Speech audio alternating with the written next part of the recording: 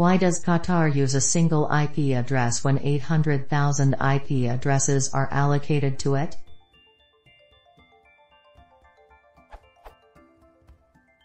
In discussions about IP address banning, IP 82.148.97.69 is often cited as an example.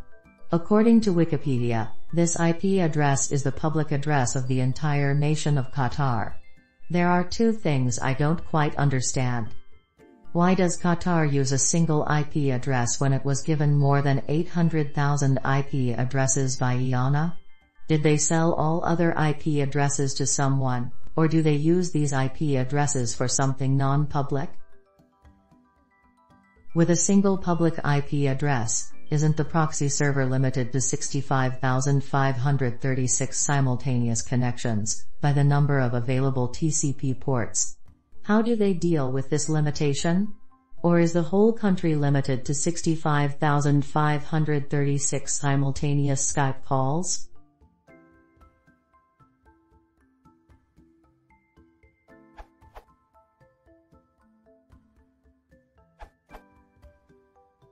It doesn't. There are plenty of IPs in active use in Qatar, and even the top ones have an LT-200 current users. However, is it conceivable that back in 2009 everyone in Qatar had the same public IP address? I think it is, at least if by 2009 you mean back in the time of Wikipedia blockade in the news.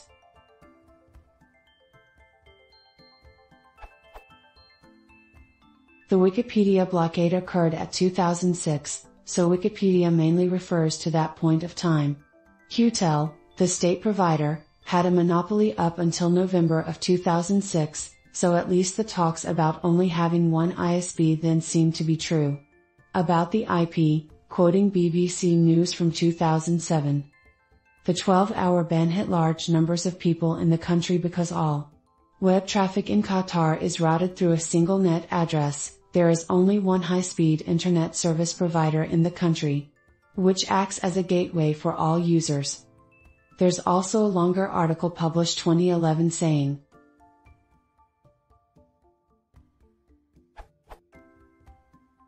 Qatar's weakness is that the nation only has a single ISP provider, QTEL. If QTEL goes down, Qatar disappears off the face of the web. Since then, QTEL has been rebranded to Ooredoo.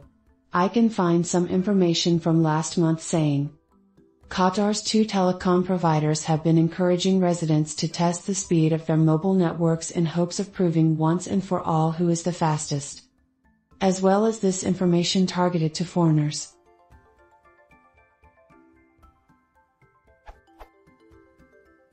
Today Ooredoo, which was formerly QTEL, and Vodafone are the major home internet connection providers in the country. So at least the part about only one provider isn't true anymore. However, even with two providers, internet users generally only have access to a single service provider, either Ooredoo or Vodafone, in a given area, it adds. According to dohanews.co, but they do have a plan of adding more competition. However,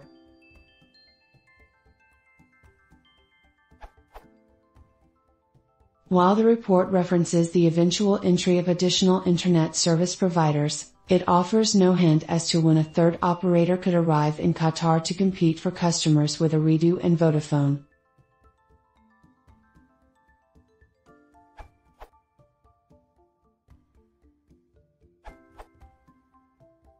Why does Qatar use a single IP address when it was given more than 800,000 IPs by IANA?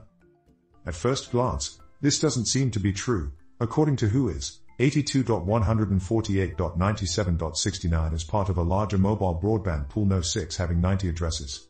So maybe it's only a slight exaggeration. Many mobile ISPs in other countries also put thousands of customers behind a tiny address pool.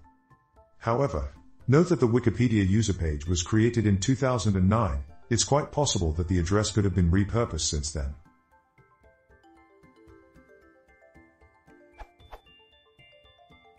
A reverse search for MNT by QTEL knock-in Ripes WHOIS server shows a large amount of IP blocks used for various purposes. There are FTTH pools, schools, point-to-point links. Each internet cafe has its own netname entry.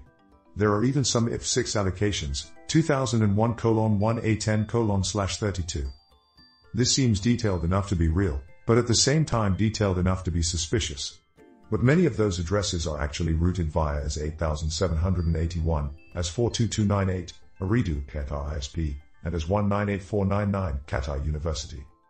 It could be that some hosts are assigned public IP addresses as usual, but outgoing connections are nated once they leave the country's network.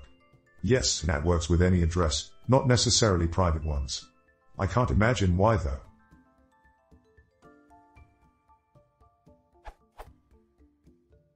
The reverse search can be done using Who is RIMNT by Qtel knock, optionally with T to request only specific records such as root or inetname. However, be careful with reverse searches as the Whois server may temporarily block you very quickly due to requesting massive amounts of results. Do they sell all other IPs to someone, or do they use these IPs for something non-public? As a side note, some other places actually do that. For example, the US Department of Defense owns the address range 26.0.0.08, but none of it is routable from the public internet, it's only used for their private networks.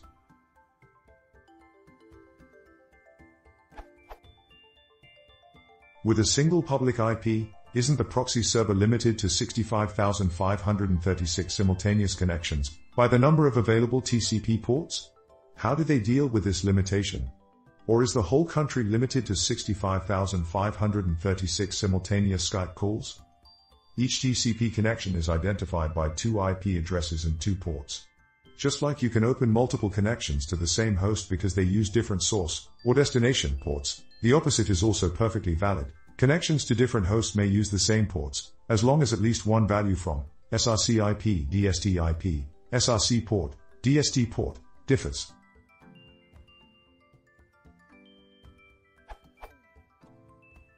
So if the gateway is sufficiently smart, in total it could handle 65,535 connections towards each host port.